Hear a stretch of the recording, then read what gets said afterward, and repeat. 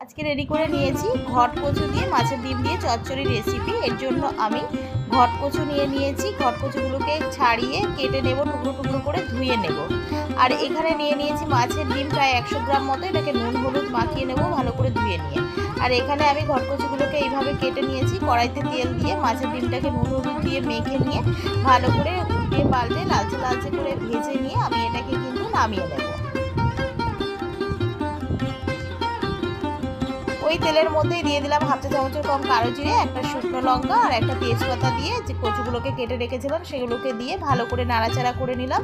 দিয়ে দেবো হাফ চা চামচ মতো হলুদ গুঁড়ো, দিয়ে দেবো স্বাদ অনুযায়ী লবণ। আবার আমি এটাকে ভালো করে নাড়াচাড়া করে দিয়ে দেবো হাফ চা চামচ মতো আদা বাটা আর হাফ চা চামচ মতো জিরে গুঁড়ো। দিয়ে দেবো 7 থেকে 8খানা মতো কাঁচা লঙ্কা চিড়ে রেখেছিলাম, সেই কাঁচা লঙ্কা চিরা দিয়ে দেবো। আর দিয়ে দেবো যে ডিমগুলোকে ভেজে রেখেছিলাম মাছের, সেগুলোকে এখানে অ্যাড করে দিলাম। ভালো করে খুন্তির সাহায্যে এইভাবে কেটে কেটে নিয়ে এর সঙ্গে মিশিয়ে নিয়ে জল দিয়ে দিচ্ছি। আবারও আমি এটাকে ভালো করে নাড়াচাড়া করে নিচ্ছি। আবারও আমি এর মধ্যে একটু বেশি করে জল দিয়ে দেবো যাতে করে কচুগুলো প্রপারলি কুক হয়ে যায়। ঢাকা দিয়ে দেবো।